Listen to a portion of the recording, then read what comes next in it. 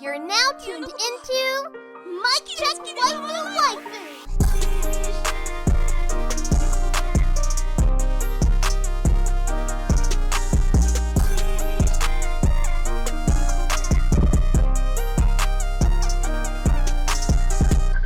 Polow and Telle, is that you? Mic check. Mic check, waifu. Telle, is that you?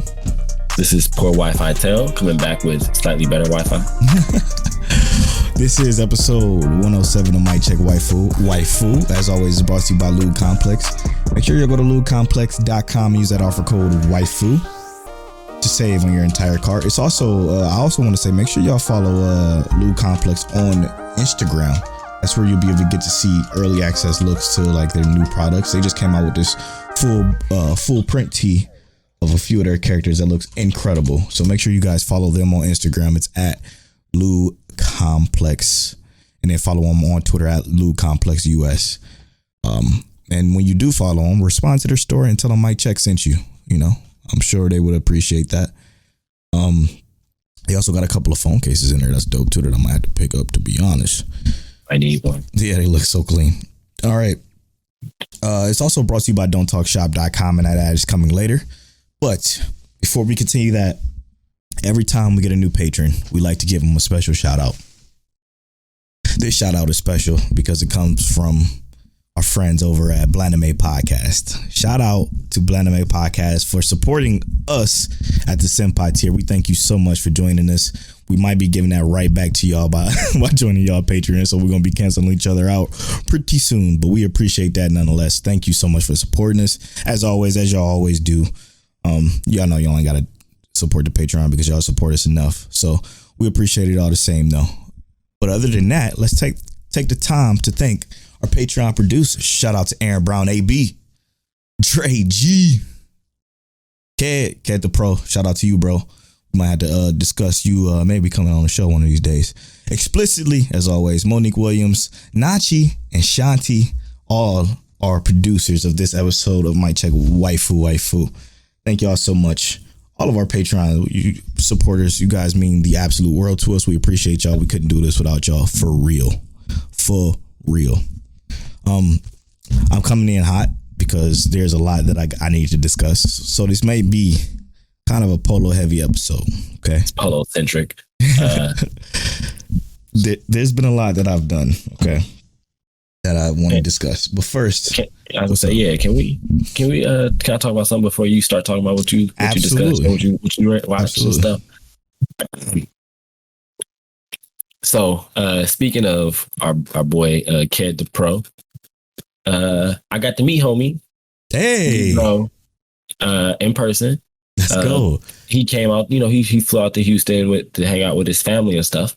And we were supposed to, you know, I was like, hey, yo, hit me up. Well, you know, I'm going to get the family together. We're going to go out to eat or something like that. You know, the first day he came out here, I was getting the kids going to sleep, so we didn't do anything. The next day, you know, I'm at the Galleria Mall where I saw Polow, you know, and we in the food court. My wife was like, I want some ramen. So we go get ramen. And he walk in. And at first, you know, I see him.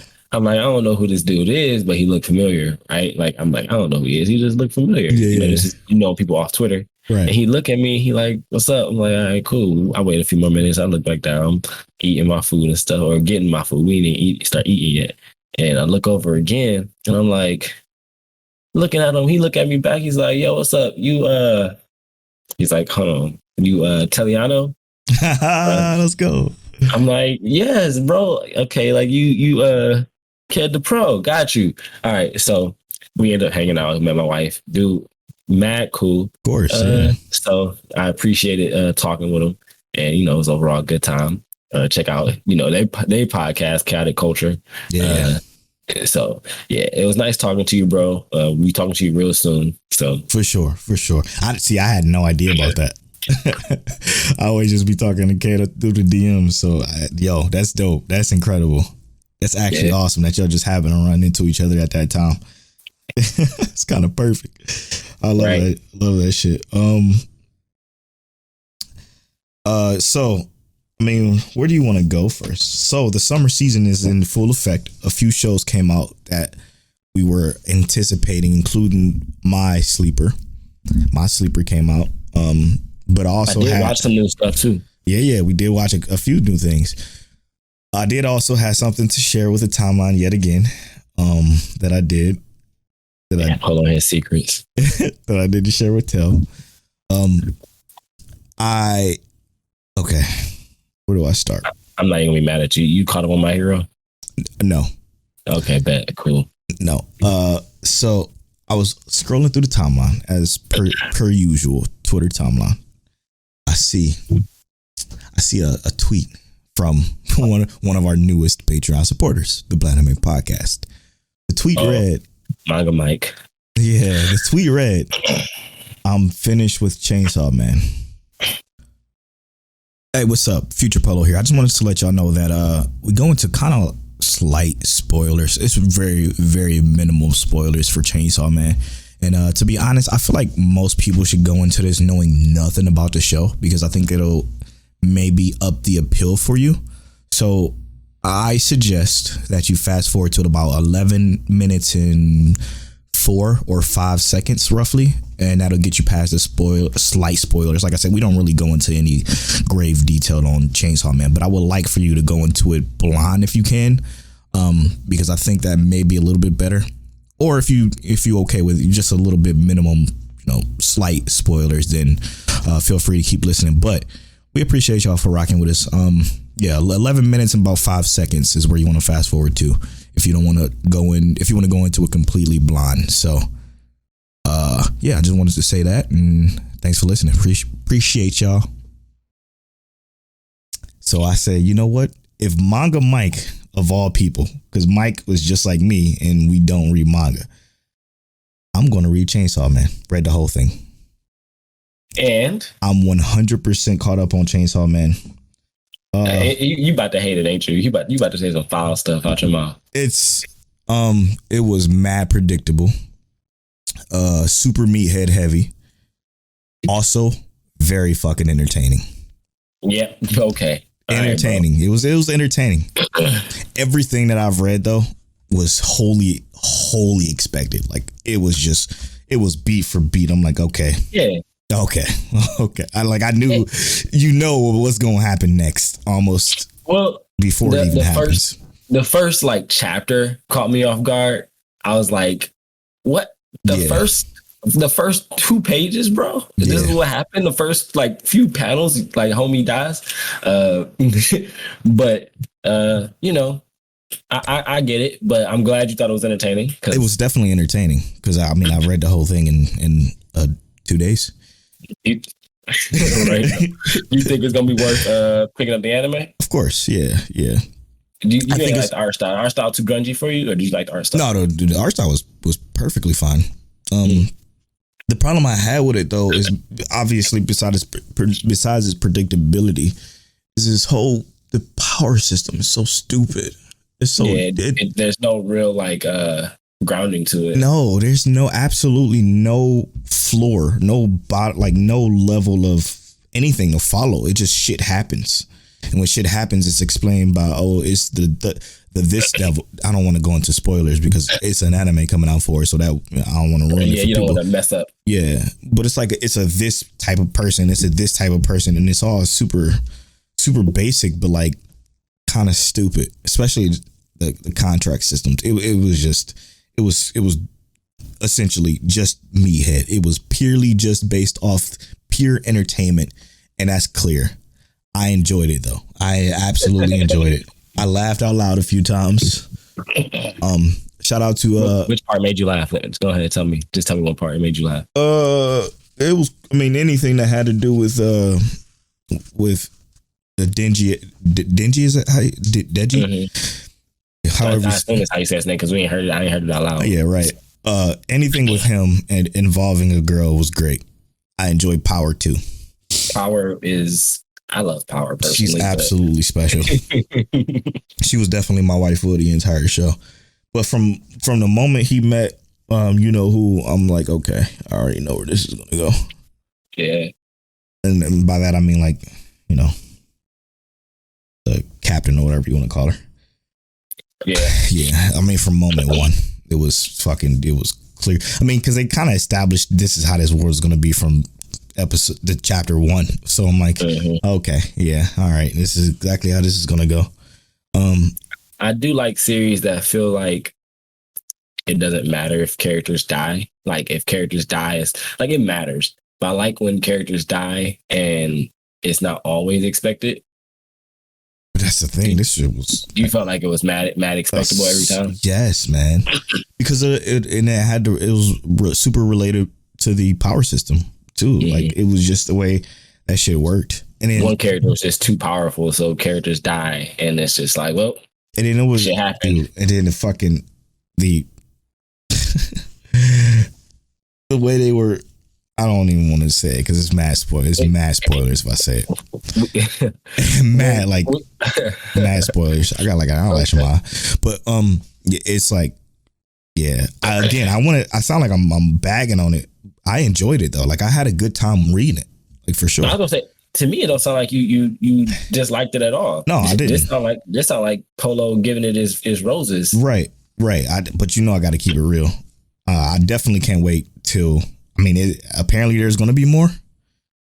So I think from what I've seen, like speculation and like I don't remember seeing anything that officially confirmed it, but it seemed like there's going to be like more going on. It's just like a hiatus. Yeah. Same with JJK. JJK is on hiatus too. I mean, but that's a little bit more serious, right? And then what else? Yeah. I mean, crazy though. I caught up with that. I just want y'all to know. I love Polow. Dude, my bro read all of Chainsaw Man in 2 days. Yeah, it was easy. It was an easy read though. Like one of the easier ones. Easier than JJK for sure. Because it was a lot more going on in JJK. And there's more dialogue, I think, in JJK. 100%. And then a lot of setup and put down, a lot of that. But yeah, this was easy to kind of breeze through because it was like reading the young teen chapter books. It was like like easy enough, But I enjoyed this shit. It was fun. It was fun. That's a good word. It's fun. So Mappa better kill it though. I think they will though, because I think based on that trailer, though, it looks exactly like what I would have expected it 100%. To look like. I actually wanted to rewatch the trailer. I didn't do that yet. I'm gonna need to do that during the break. I do think you should, but I feel like they took what they did with JJK and like not because it doesn't feel like the exact same art style. It's like they said, all right, this is JJK. Let's move it to Chainsaw Man. I gotta rewatch it. But make it more like I feel like they made it grungier, at least for that for that trailer. Mm-hmm. And then basically they're probably going to I feel like the way the trailer looked, they're going to put more story elements in it than maybe necessarily the manga did, because it seems like they didn't just give you everything that the manga just was like, this is happening. Mm-hmm. But it seems like they gave you enough like story beats it just seemed that way to me, maybe because I had read it at first. Mm-hmm. Maybe after you rewatch it, you might feel the same, or you might feel like, yeah, nah, this is stupid. We're gonna see what Polow thinks about the trailer part 2. Right. Yeah. So shout out to Unbothered Mike for posting that on Twitter, because I'm like, oh no, hell no. If he could do it, then there's no way in hell I can't do it either. Like I got to now. I gotta be able to talk about it. No. And then listening to Blind Man, I'm like, yeah, I definitely gotta do it. Definitely. I also wanted to say, since Polow's out here binging manga, if he ever decides to binge Twin Star Exorcist, I will cry live. Live on the internet. Now the difference is Twin Stars is long, bro. Each chapter is 45 pages. Yeah, I could tell. I was fucking blasting through those. I'm like, it's over? What the fuck? Okay, continue. Yeah, I was destroying those things. Like they never stood a chance. I might. We might have to see what's up. Now, I did want to show this real quick because I made a statement about this panel from Twin Star Exorcist. Like, not the panel, the cover art. Because I was like, yo, when you have cover art like this, you know somebody's about to die. Like it just feels like this was not meant. This was not meant for success for our protagonist. Mm-hmm. And this is the cover art right here. Very, very Polow friendly cover art. Make sure you guys tune into our Patreon, patreon.com/mycheckwifewaifu to get the video version early. Yeah. Oh yeah. A couple people might die. So this is from the latest chapter of Twin Star Exorcist. And I think I talked about this before. They're fighting right now in this chapter the strongest Basara, which is like think of like demons, whatever. But like the strongest Basara literally has killed like thousands of exorcists and people just for fun, just because he wants to find a challenge at some point. He has never found a challenge. Like the strongest of the exorcists, they have to like jump every single one of the Basara. This is the number one. Yeah, right. This is the number one Basara. It ain't just jumping. You need prayers. An army. Yep. You need an army. You need a support team, a healing team, an attack team. You need a secondary rotation. You need LeBron James, Michael Jordan, and Kobe all together in one. Yeah. Nah, but it really is like he gives off that presence in this that's like ridiculous. And the two he's fighting are two people that he literally killed, like their mentors or father. One of them, their father, right in front of them. And the one girl is a black girl, and she is actually, her family's power is like I said this before, is my favorite. They bring back the ancestral beings, like the spirits of their family members who died. And I'm like, this is a very black-esque, like African-esque, like lineage thing, because she literally calls her ancestors to help her fight. I love that. And I'm like, yo, they really about to jump this dude. They ain't got no choice. But this, I'm hyped. And no one necessarily died in this chapter, but it's not enough. I'm predicting someone's still gonna die. Yeah. But I'm okay with it if they actually do some mad damage, like take this dude out. Great stuff, though. Great stuff. As far as the shows go, as far as summers go, I just want to say that my sleeper is turning out to be one of the ones that might be an actual sleeper jump. That 50-minute episode. We've talked about this before, and we've consistently said it. Anything with an extended first episode is going to be heat. Yes. And I stand by that. 100%. Polow was the first one to tell me that. And ever since, I've entirely agreed with that. What did you think about that first episode, bro? Fire, bro. The setup was so beautiful. It was almost movie-esque, right? Like they didn't get into the intro of the show until 17 minutes. Yeah, 17 minutes, 18 minutes. So for those of you who aren't aware, Remake Our Life is an anime about a guy who is essentially a failed video game creator. Designer. Yeah. He, 28 years old, had to move back with his parents after failing miserably at the company he was working at.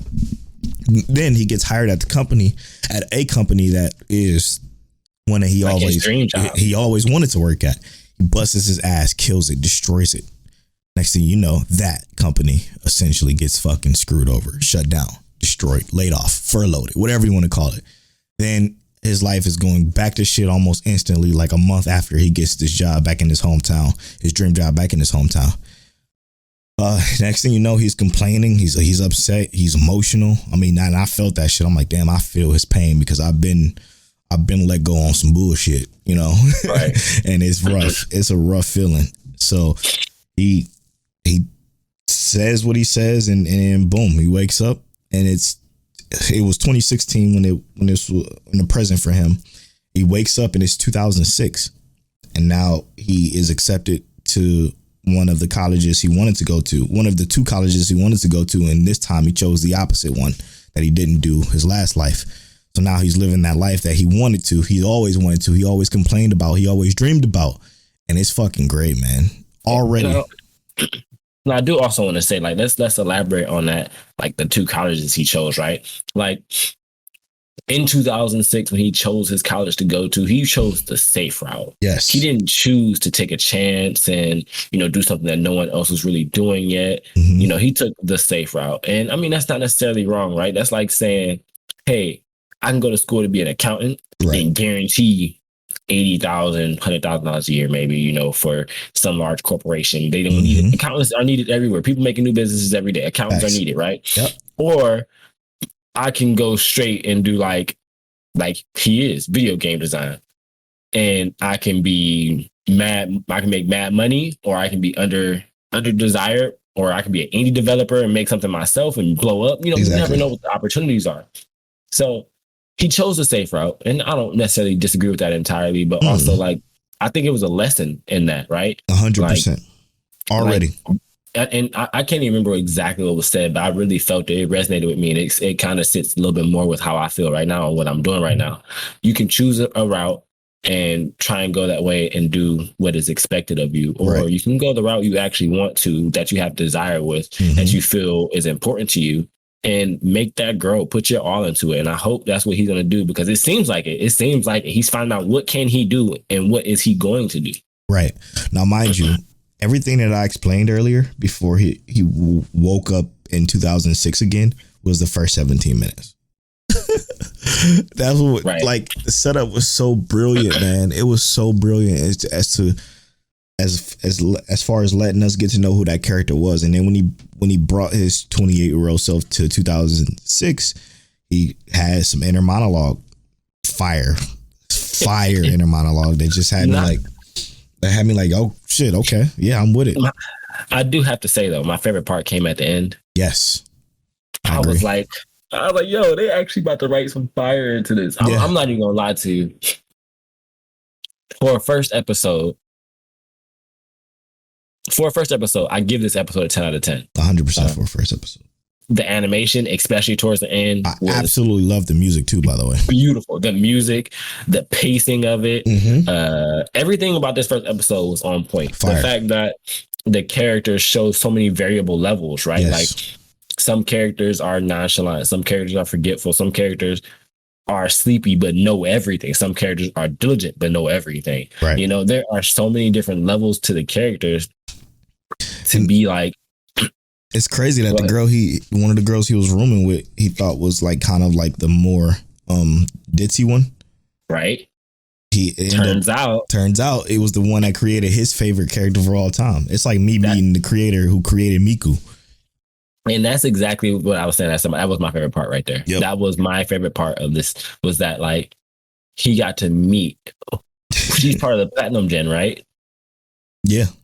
Yeah. He got to meet basically one of his biggest inspirations. Yes. He's going to get to work right beside her basically in school and see where he really could take himself. He basically just like this 10-year time skip backwards just repositioned him in the perfect place to be, to make himself what he always wanted to be. Exactly.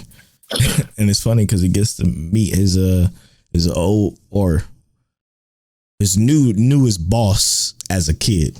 Because she went to the same school. This is awesome, man. But hopefully he can save her too, because the way it was looking, it was looking rough out there for all of them. Yes, straight up. And the implications. Except for Platinum Gen. Right. Straight up. All the implications that they showed during this was phenomenal, man. Phenomenal. Great first episode of a show that, you know, I considered a sleeper. I'm glad I made the right choice so far. Polow won on the sleeper check this time around. Not yet. We don't know yet. Nah, bro. Let's stop that right now. So for future reference, okay, let's put a pin in Remake Our Life, because I had to go back and listen to the episode to make sure that this was the one. I was already sure of it. But then I re-listened, and Telle's pick was, you know, what was it? 5 Second Death Game. Yeah. The actual title was something different. It was Battle in 5 Seconds After Meeting. So that's gonna be yours. That was one of the later ones that come out later this month. But it's next Sunday. Okay. Yeah. So we get to talk about that next Sunday, which is kind of perfect. Yeah. Now, did you watch the Realist Hero? Yes. Which is another intriguing one. Okay. Yeah. I want to hear what you think about that. I know you was about to say something, but go ahead, bro. So, I mean, if we could go right into Realist Hero, because what's interesting is I can tell that this has clearly, like 110% clearly, a lower budget than anything else, right? It's it's okay. So for those of you who aren't aware, this is another summer joint, and this is the isekai that we talked about in our summer preview that has essentially, literally, as the name implies, a realist hero who becomes the king of a nation through his realism, but not by his choice, but by the king's decision. This is the most interesting take on the isekai I've seen probably ever, because it's more of a no game, no life like kind of thing. But instead of with games, right? Like instead of you having a super smart dude with games, you have this apparently so far episode 1. It's this super smart, like economist, super organized. Yeah, super organized economist type character who's, I don't really know that well because again, this one would have benefited from a 50-minute episode because I just don't know that much about this character. They just kind of threw him in and he was on top of it. So it was pretty fast. Yeah, so it's kind of hard to determine on how he is as a character, but the concept, absolutely love this concept so far. Yes. Talk to me. How he got the role, like kind of like how things happened.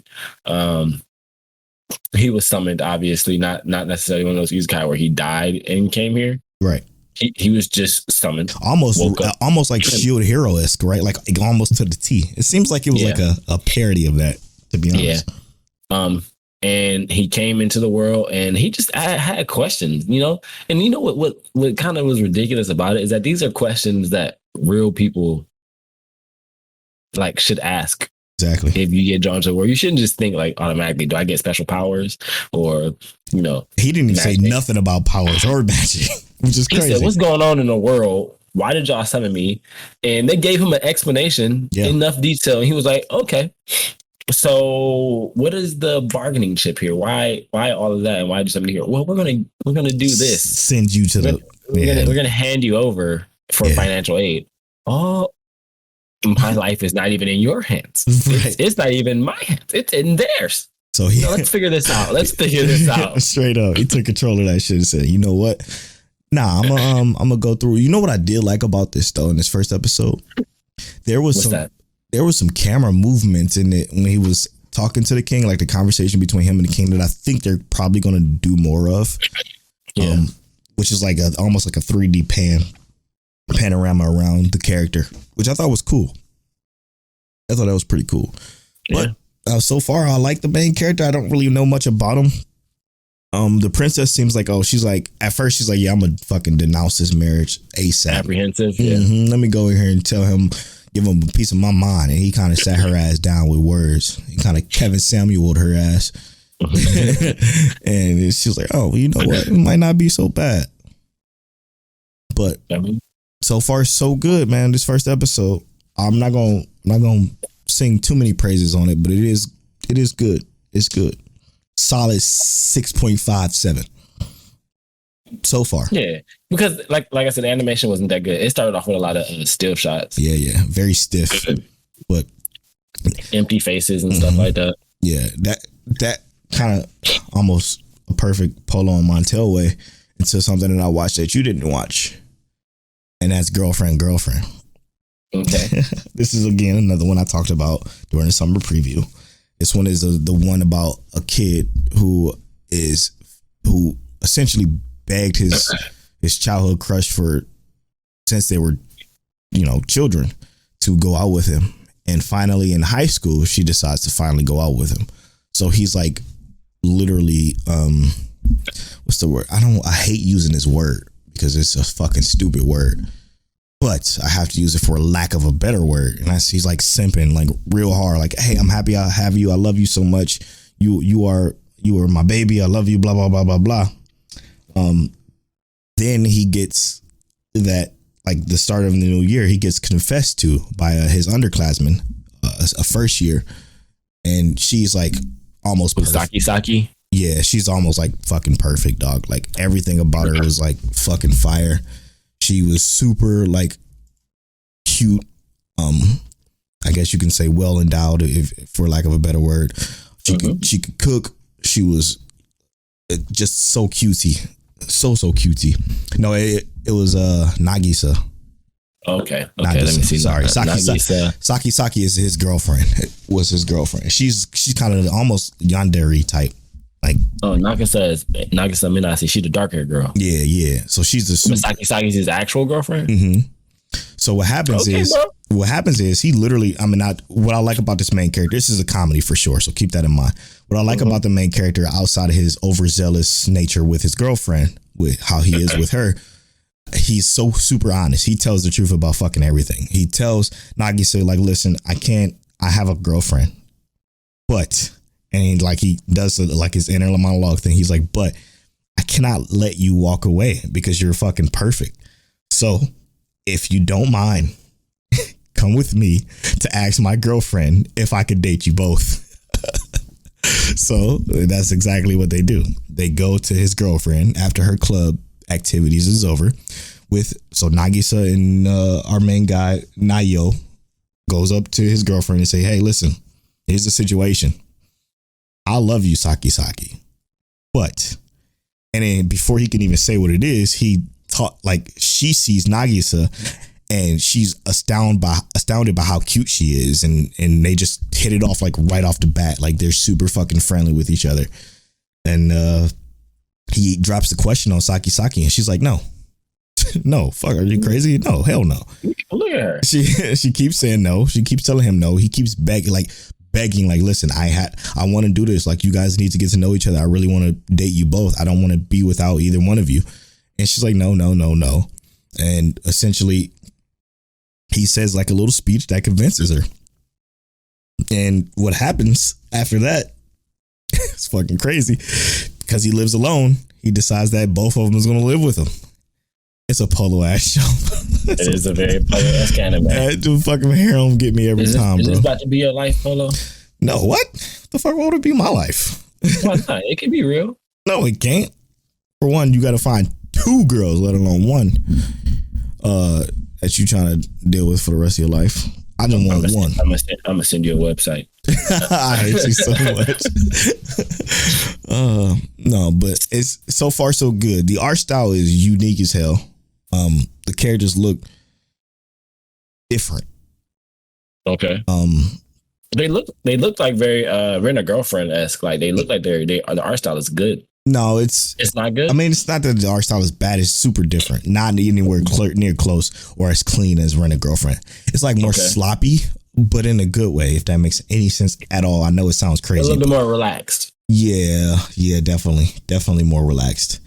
But you, like you said, it's meant to be more of a comedy, so it's probably not super clean lines. Right. It's meant to give that person a sense of like, hey, we're gonna turn this on and just be cool today. Exactly. It's super colorful, really, really colorful. And again, I really like his main character. I really like his honesty. His honesty is that part of him reminds me of me, because he's blunt as hell about everything, and it's always the truth. He doesn't care. And I do think it's a good show. I do think it's a really good show. So I'm liking it so far. I might actually pick that up because that sounds awesome to me. It's so super funny. I want to say, I don't know if you watched this one. Did you watch Peach Boy Riverside? I did not. All right. This one, I kind of have a little bit of faith in after this first episode. Do I think it's going to be amazing? Absolutely not. But do I think it's going to be better than, what is that called? Crater on the Scar or something, Project Scar that I watched? I hated that so much. Yeah. And the only thing that was worse than that was X-Arm. Damn. That was significantly worse. But this first episode, it starts off on like this weird kind of tip, right? Mm-hmm. Our main character is she's literally just a traveler. In this world, she used to be a princess. They don't really give us the details on her being a real princess or anything like that. Mm-hmm. But basically what happens is she's just a traveler, and she's going out into the world to travel, visit villages, that kind of stuff. We don't really get a real idea what her main goal is yet.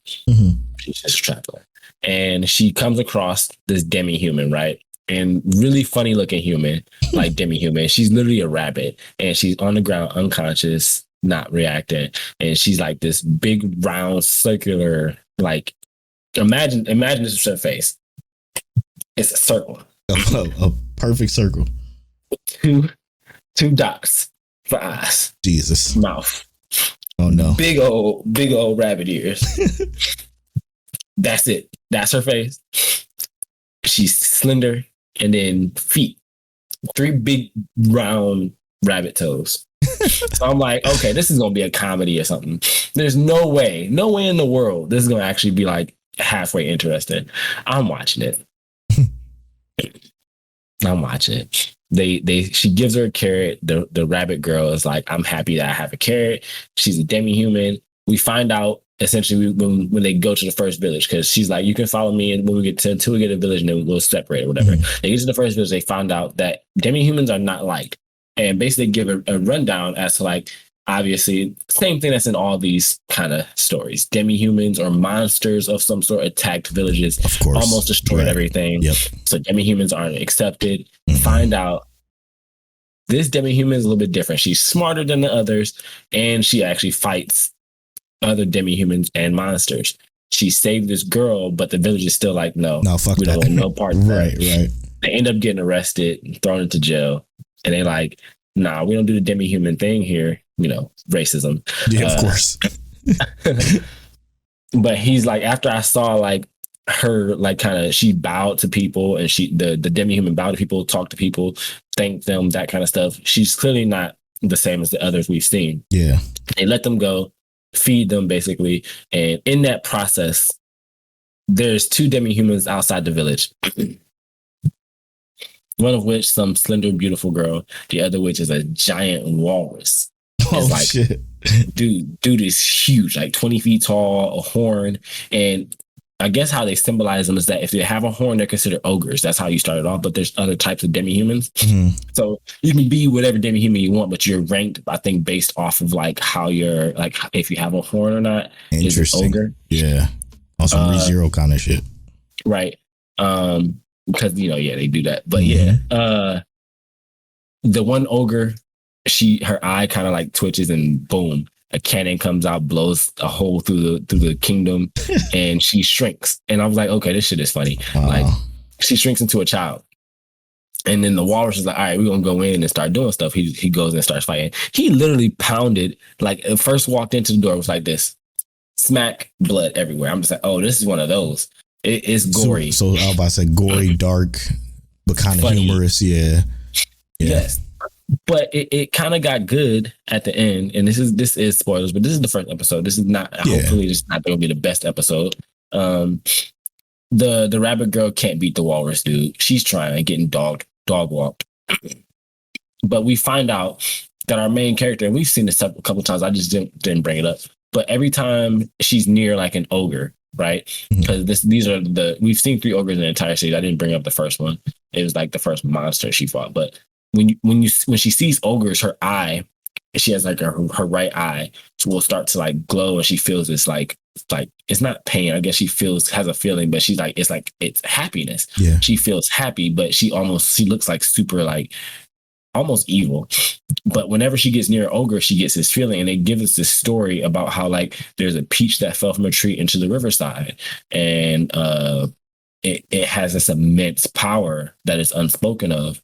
But what if that peach wasn't just one? What if there were many of them? So I'm assuming that this person, or what kind of person she is, there's not an individual, but they're spread out. Multiple, yeah. Right. So I'm really interested to see how it goes. But basically, she ends up dog walking this walrus. Like, he literally been beating everybody's ass, smashing them with his hands, that kind of stuff, squishing them. And he goes to swing at her, and she's like, pop.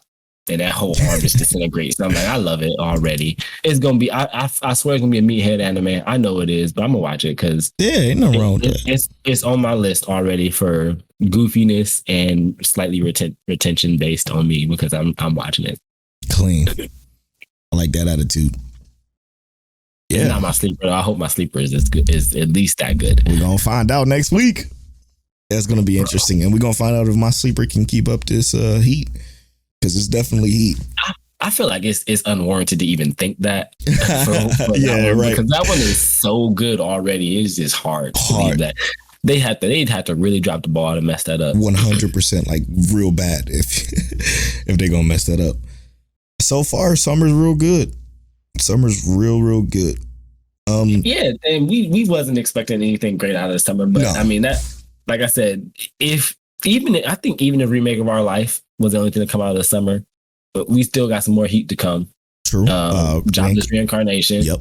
Reincarnated as Slime. Yep. We got heat, guaranteed heat. So I'm thinking the middle to fall-ish area is where it's gonna pick up.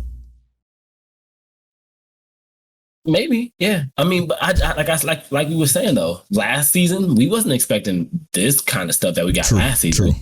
Question for you then. We just got to talk about Higehiro. Yeah, absolutely. We want to say that for spoiler talk? I think we should. Yeah, that's definitely spoiler talk. Okay, cool. Question for you. What would consider this season to be a success? If Remake Our Life is good enough to be an 8.5. And that's it. Only one anime. I'll take it. I'll take it because that first episode was good enough for me. Like imagine if all we watched that one season was Asher Lost in Space. Would you feel like that season was wasted? Shit. Because to be honest, I'm not saying this is gonna be that good. No, I get what you're saying, because now when I think about it, can I remember that season? Do I remember? Only thing we remember, we had Fire Force, I think. Fire Force and Demon Slayer? No, Demon Slayer I think was ending when Asher Lost in Space started, because that was closer to winter, like fall winter. Yes, you're right. Shit. Right. But we remember Asher Lost in Space was definitely gold. We're gonna remember that Vivi was good, that Tokyo Revengers was good. We're gonna remember that Higehiro was good. Okay. So then hear me out. I think for normal people, okay, people that aren't might check waifu, they don't have an anime podcast that literally covers seasonal anime on a week by week basis. Right. I think one anime per season is good, because that's typically what normal anime watchers would watch. I know people like Fear, right? Shout out to Fear, because I was talking to him and he mentioned it in our Gilded. Have y'all seen Remake? I'm like, yeah, of course, it was my sleeper. But I think if you're somebody like him, then you'll watch more anime this season, because you kind of follow along like we do. But normal people will probably only watch one, maybe two. For the sake of to be fair, most people are not even watching what we're watching specifically, right? Facts. Like, it's so many people who's not going to watch Vivi because it's 100%. Not the mainstream thing, right? Yes. It's not super mainstream.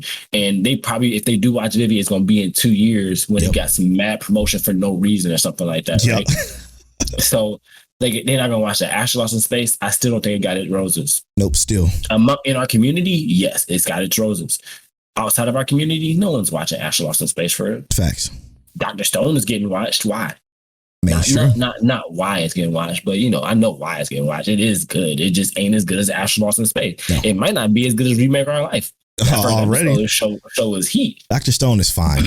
It's just fine though. It's like, and it's only because it got that Toonami hype, and all that bullshit. But yeah, I think this is what I'm gonna say personally, and then maybe you can give your sense after this. I think if this season has two, now I'm gonna be specific here, 2 shows, and I'm gonna say one slice of life and one meathead mainstream. That are good, and that'll what I will consider to be a success for the normal anime watchers. For us, I'm going to say 4. If it has 4 actual anime this season, that's good. That I can remember, yes. Because, all right, so what? Spring was Vivi, Tokyo Revengers. Oh, shit. Higehiro, Osamaki. There had to be more. It had to be more. It was Omnipotent, of course. Mm-hmm. Thanks, Magic Powers, Omnipotent. Yep. You still probably haven't watched Shadow's House, but Shadow's House. Shadow's House is even better now. I would actually even put Shadow's House up higher on the list now because of how I watched it.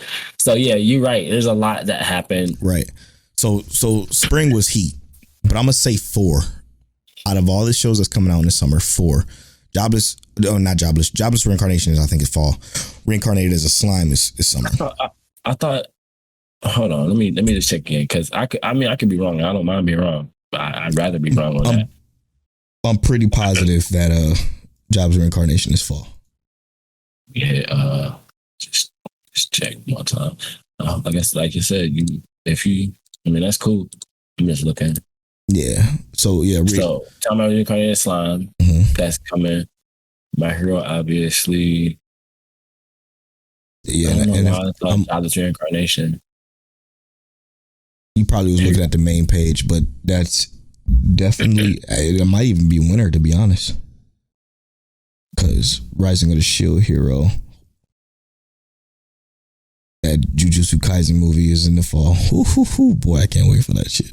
Yeah, Jobless Reincarnation don't start until October 2021. Okay, so yeah. But Reincarnated as a Slime, that's definitely going to be one. We don't even have to talk about that. Yeah. I'm personally liking Girlfriend, but I'm not gonna write it in as a check mark yet. That's one I have to continue to watch. Remake Our Life. And then I'm watching that one. Yeah, for sure. And I'm gonna go with your sleeper. We gotta hope that's good. I hope it's good. I'm gonna watch it even if it's not, but I hope to God it's good. I mean, you got to. Let's commit it. In that episode we said one we have to commit to, even no matter how bad it is. So we both got to, for that matter. So we gonna do it. I'm praying it's not gonna be another Kings game, man. I do not want another Kings game. That shit was so trash. I don't want another Skyrise invasion or whatever that shit show was. Yeah, we don't need those. And then a Realist Hero, how a Realist Hero rebuilt the kingdom. So far, so good. So definitely watching that still. So for us, get like a solid 7.5 for first episode. 100%. So for us, for normies 2, and I'm gonna say the meathead. I'm gonna go with I mean, it's gonna be time I got reincarnated as a slime, even though I don't really consider that pure meathead, but it's mainstream. Yeah, there's a lot of moments in that where it's like more information than battle. Character moments. I mean, even that last season was way more information than battle, but when it got to battles, it was on point. Big shit, right? And then I'm gonna say, obviously, it's gonna be remake Our Life. So those are the 2 I'm gonna say for the sake of the normies. I love it though, man. I'm so far so good. I'm gonna say that for sure. All right, so let's get to know Mike Check Waifu. As always, we have a segment in the podcast where we get to know us a little bit better. We read questions associated with a random number generator that help us kind of choose which question we read from this list, and we go from there. So Tell turn to roll the random number generator. I believe my turn to read the question. 76 questions. 71 is the question. 71 is the question. The question is, what celebrity would you most like to meet? Damn. Now, I don't know if Polow knows this about me, but I'm not really a big celebrity person. Me either, actually. I think we're both kind of the same there. But there is one I would like to meet only because he's my favorite actor of all time, and that's Matthew McConaughey. Okay. I think he's an incredible actor, and I just would love to just have a conversation with him. I mean, I don't care about his life, or he damn for sure wouldn't care about mine because we're so completely different people. But I do think meeting Matthew would be dope. So I got 2 possibly. And one of them was gonna sound really stupid because I'm from Cleveland. I've met Machine Gun Kelly, but I never met Kid Cudi. Oh, well, I met him too, but you did. You met Kid Cudi. Yeah. I've only been close to Kid Cudi, never actually talked to Kid Cudi. So I would like to meet Kid Cudi, but other than that, it would have to be like Will Smith, only because I feel like that's a good one. If I met and talked to Will Smith, like my life would be changed. My life would be changed in the hour-long conversation. 100%. Even if it was just like the knowledge I got from Will Smith and like nothing else, I would be happy with it. And even if I was like, yo, look, I don't have any interest in being an actor. I would like you to be like a mentor to me on like just life coach essentially, because you got it out the mud. Right. And that's just what I want. I want to mentor me, and I'll just kind of like look at how you do your life, and I want to model myself after that. Facts. And not necessarily be like you, but I want to take what you do implement it into like how I do things and say like, bam, this is what I'm going to do. This is how I'm going to make sure my family is set up to never have to worry about anything else like this again. 100%. Or like bullshit. And then we're going to build our own 10-acre mansion and never walk to the other side of it. And shout out to his son. Jaden Smith is a fucking beast. I don't care what nobody say. Hate him all you want. I love that dude. His music is incredible. Obviously, it's influenced by Kid Cudi, so that's why I probably think it is. But his music is dope. Like, he's got a good family on his hands. Speaking of Kid Cudi, the Kid Cudi hums on Jaden songs are top tier. Incredible. I mean, obviously, he helped him write some of them too, but when that's neither here nor there, he's dope. He's dope. That's why I call him Big Brother. Anyway, yeah, that's that. When we come back, we are going to discuss spoilers for Tokyo Revengers. We're going to discuss spoilers for Higehiro. There was no My Hero this week, which is interesting. So we really don't have much spoilers this week. So this might be just a front heavy loaded show, which is okay. Yeah, we have those from time to time. So stick around if you want to know our thoughts on Higehiro and our thoughts on Tokyo Revengers. We'll be right back after these.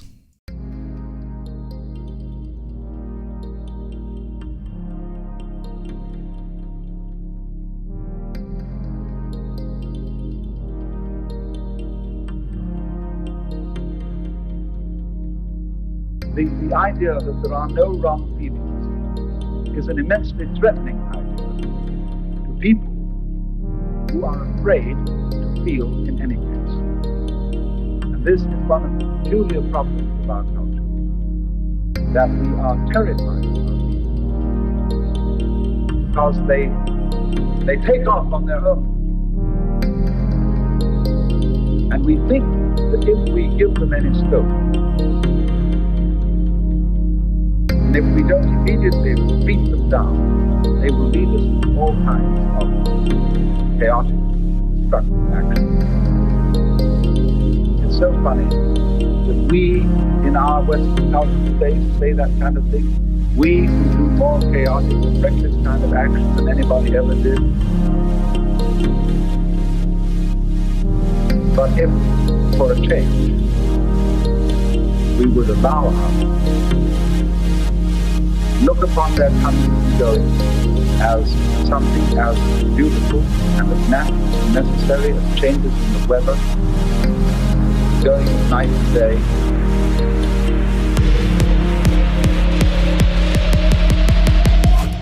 We would be at peace with ourselves.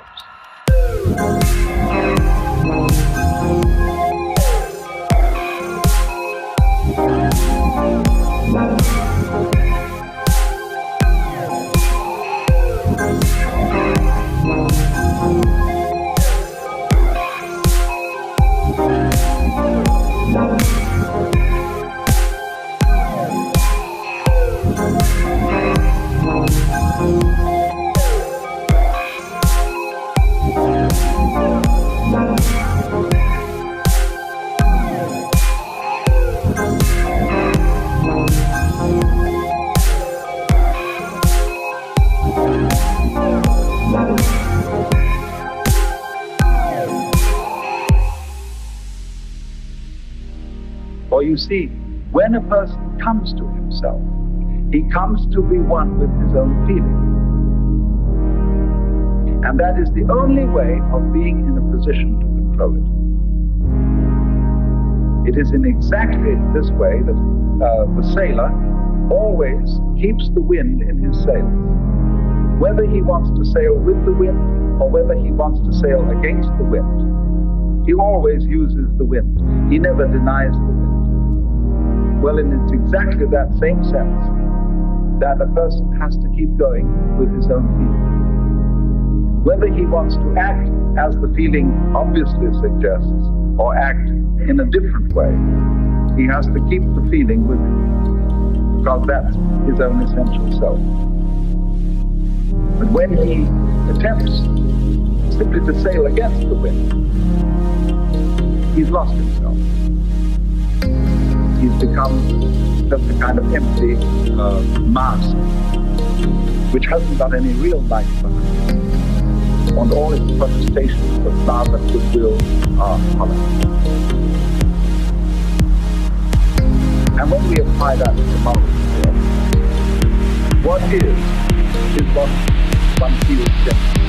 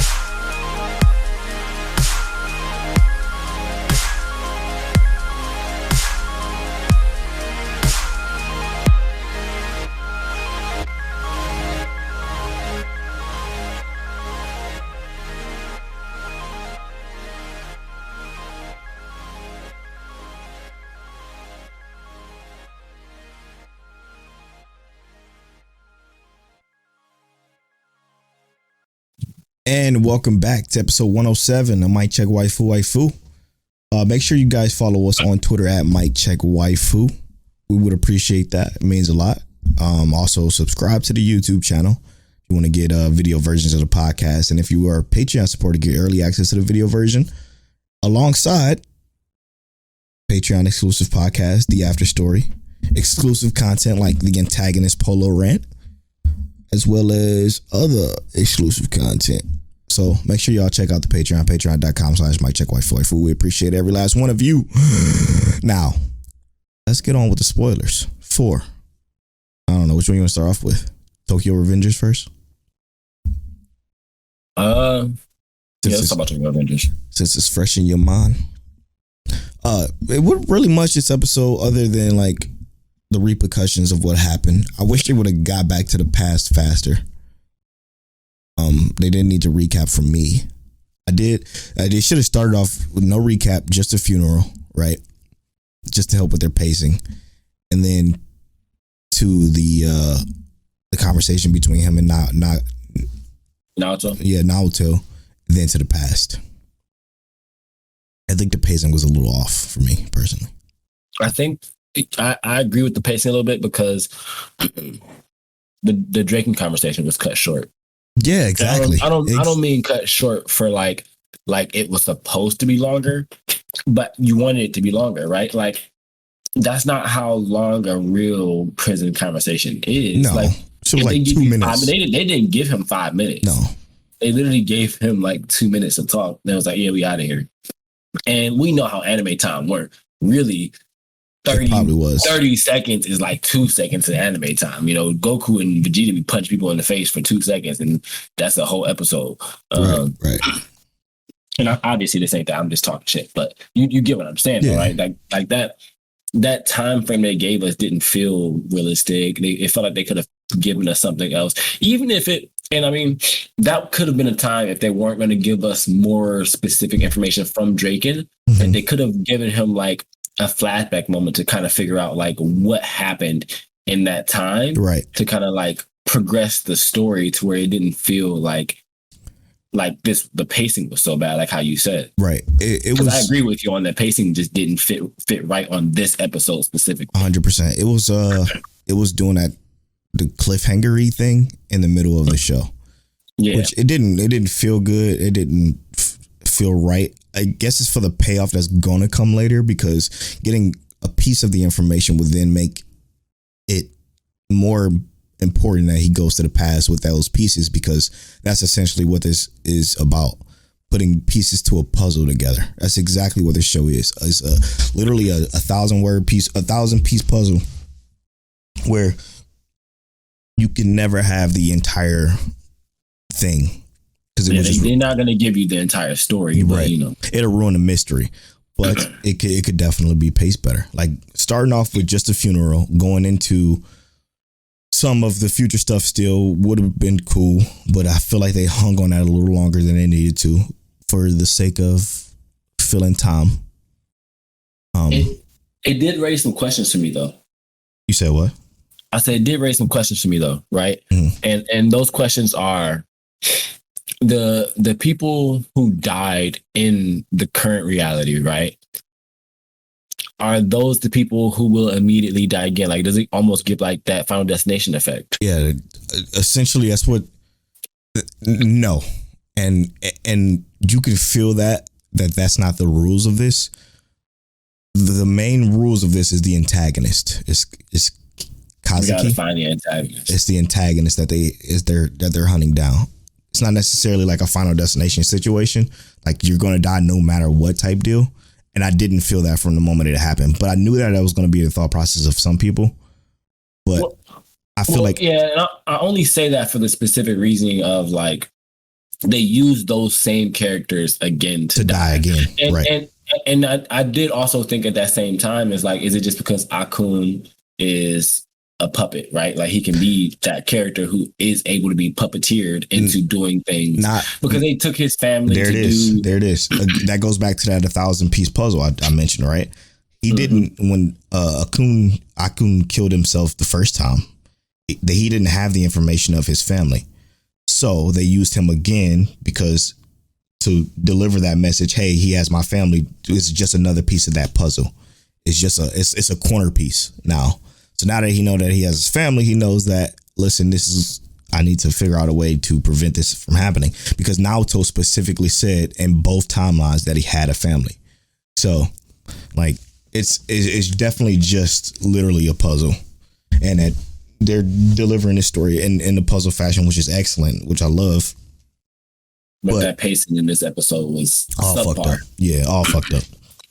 It was like Tiger Woods golfing without a golf club. I'm gonna say this: Tokyo Revengers is good, but it's slipping for me down my list of great, actually. Well, and I think that we've always been pretty realistic on that. Like, yeah, we never said Tokyo Revengers was the best of this season. No. I think we gave it its props when it deserved them. Yeah.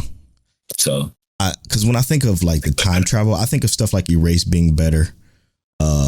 Steins Gate being fucking holistically just incredibly way more fleshed out than this is. For time travel, Steins Gate is kind of a cheat code though. Yeah, it's kind of like let's be fair. It's kind of the gold standard, because this shit was just it's just so much that again logically and scientifically actually makes sense. Imagine if they made like an Interstellar anime, but like not Interstellar, but like, oh my god, that'd be incredible. Fuck. With all the situations that they went through. Oh, can you imagine it? Let's use the writers from Ash Lost in Space. Make us Interstellar. That'll be incredible. You could do so much more with that too, because without the limitations of real life. Right. It'd be fantastic. Holy shit, that'd be so good. My mind is racing now. I know you love that movie so much. It's my number one movie of all time. But yeah, it's I still love Tokyo Revengers. We love Tokyo Revengers. I'm still probably gonna read it after this season is over. I've heard nothing but good things, so I don't think it's a bad idea to do, especially for the reading side, because we'll get more information quicker. Right, exactly. Well, Polow will get more information in 2 days because that's how he binged stuff. Well, apparently. Yeah, it's good, man. It's good. Now to the bread and butter. Higehiro. Fucking fire, man. What a fantastic show overall. I'm tired of them playing with me. What you mean? I know what you mean, but I want you to tell me what you mean. This was really good in general. It was just really good. And like the way that like it started off with like him walking out the room from talking to mom. Yes. Beautiful pacing, bro. Like we didn't need a recap. That's where it ended off. On the last episode, it literally ends with him walking out the door. I was like, amazing. It's amazing. The thing that Tokyo Revengers could have just did this. Exactly. No, but not even trying to be funny though. Let's be real. Like him walking out the door like that, and then immediately her saying, "It's my turn." Like that was like, okay, this is essentially the next step, and they get everything. It's not initially figured out, and that I don't think it's perfect. I think it is perfect that it wasn't initially all figured out, because this is not something that's going to figure itself out. 100%. Her mom has spent years emotionally abusing and ignoring her daughter. Right. So it's not something she can just figure out even within herself. This is a habit to her. She can't even remember when it became a mistake, is what she said. Yep. Which was so strong, dude. I'm so glad you brought that up. I'm so glad you brought that up, because that was such a strong piece in this episode for me. That moment, like, the episode was fire all in itself. Nice cap on this story. Mm-hmm. I'm sad that there's no more. But I'm happy that it was capped off the way it was capped off. It was beautifully told, which is hard for some anime to do. I mean, a lot of anime to do. Like slice of life romance, really hard to do. Like, I even buy the ship. You know what I'm saying? Like, after she was older. The way they did it, they made it reasonable. Yes. They made it reasonable. Yes. Yeah, it was definitely more reasonable, more understanding. Like, the fact that he's like, yeah, no, I'm not doing this, from the moment, even at the very end at the airport, to the point where she's like, well, I'm gonna tell you, I'm going to try. I'm gonna show up again. I'm going to try be there at your doorstep, bro. I'm going to try again. I'm like, oh, that shit is adorable. I love that. But what made it even better is after the brother is like, you're in love with her, aren't you? He's like, no. Yeah, exactly. After he goes to work and takes on all this extra work, he's taking time. Oh yeah, she wants me to read her this book and that kind of stuff. He makes it home, not doing anything else tonight. I'm just going home so I can talk to my friend across. And this was the same country. A few years later, by the way. So a few years later, she obviously. It was 2 years. It was 2 years, I think. I think she was held back though, so it had to be 3. Because I thought she was in her last year. That's why I said it was 2 years. Because they said 2 years ago he wouldn't do this. That's why I thought it was 2 years, because they said it in his office. I can be wrong. I don't mind if I'm wrong. Okay. But I thought they said in his office that 2 years ago he would have never done this. I think they were trying to point it out. Yeah, I see. I thought I was going by the time that she was in school and her mother saying that you're going to be held back a year. Yeah, which also would make sense. That she was in her last year because she was 17. That's right. You're right. But the from all of that point, right?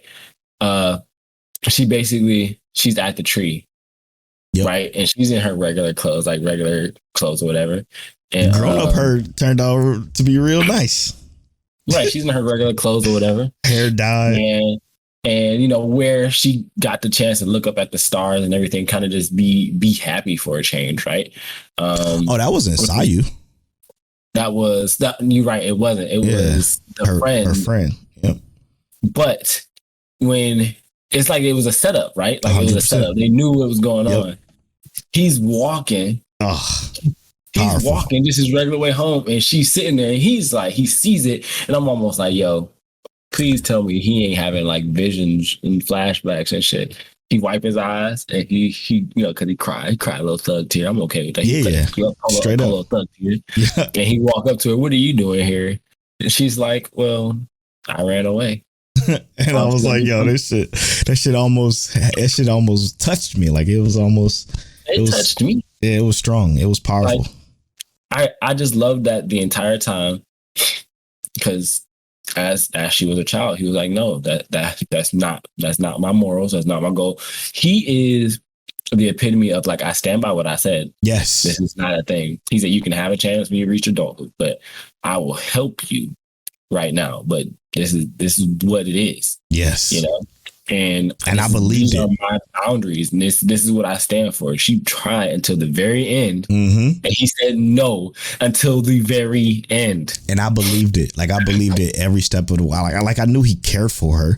I did believe like he didn't love her though. I honestly believed okay, let me rephrase that, because I do believe he loved her.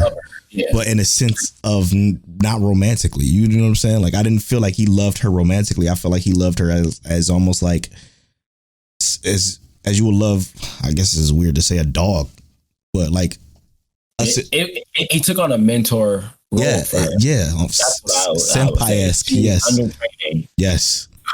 Yes, to learn how to deal with life. Such a beautiful story. Really well done. like you said, was a nice like pin in the top. It's just like boom. Yep. It's almost like the slice of life movies, how they kind of end. But this one was like, you kind of know where it's going to go.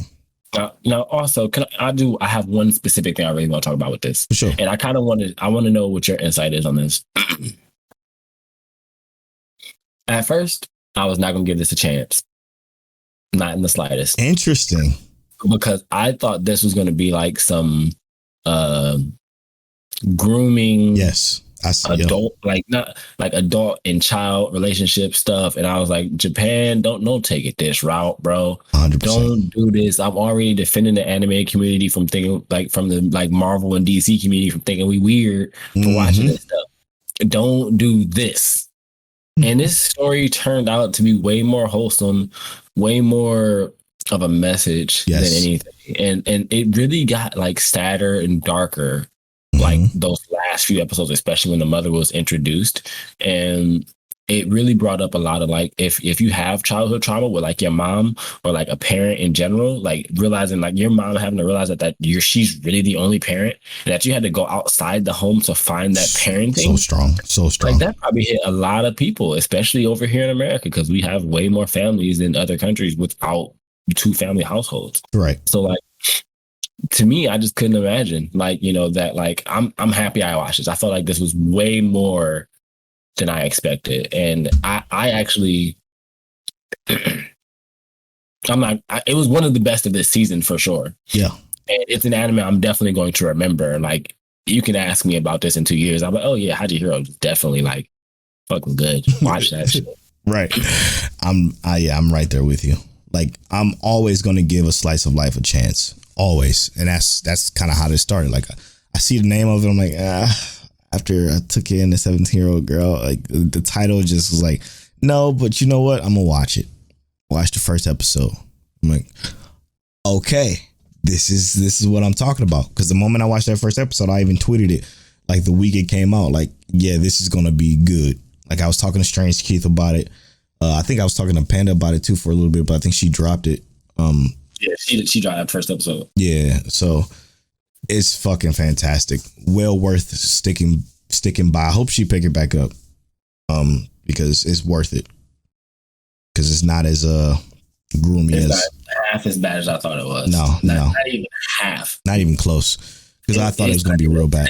It's not even a tenth. Like there were some bad things in this. Yes, don't get that wrong. Yes. Like what she had to do to survive was horrible. But let's also be real here. That happens in real life. Oh, sad but true.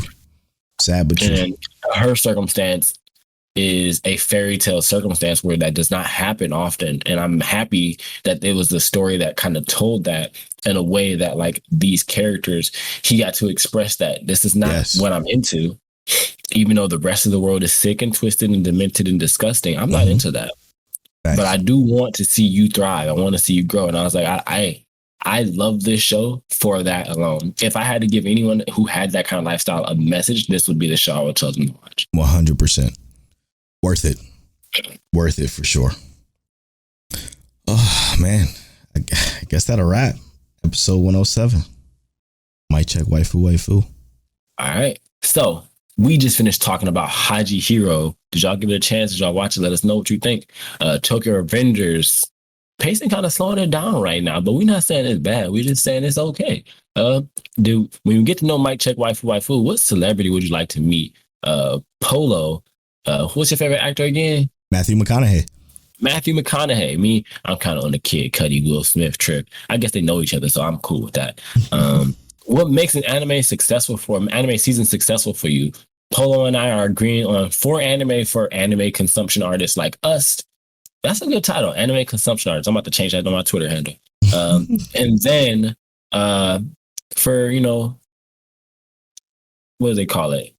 For just random people who just watch anime whenever they want to. 2 anime a season is pretty good if it's really good. I watched Peach Boy Riverside. I'm going to see if it's good. Maybe not. Next week, y'all hear about my sleeper. Girlfriend. Polow, I think it might be a good slice of life. Let's see how that go. How a Realist Hero Rebuilt the Kingdom. Look, that's going to be a banger for sure, right? in my opinion. Remake Our Life, probably going to be the goat of the season. I'm even willing to say, like, if it keeps up that same like level of intrigue, even with it not being action based, might be as good as Reincarnated as Slime. Point Star Exorcist, great chapter if y'all reading. Also, just so y'all know, Polow is reading Red Chainsaw Man. Boy, the demon. He picked up on everything. Also, Ked the Pro, it was great meeting you in person, bro. Great talking to you. And that's been episode 107 of Mic Check Waifu. I've been at Polo Born Fly on all social media.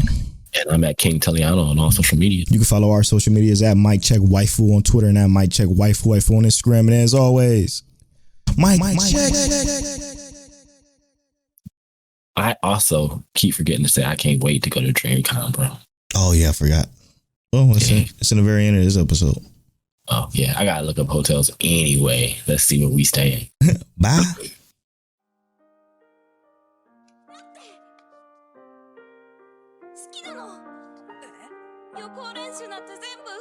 You're now tuned into Mic Check Waifu.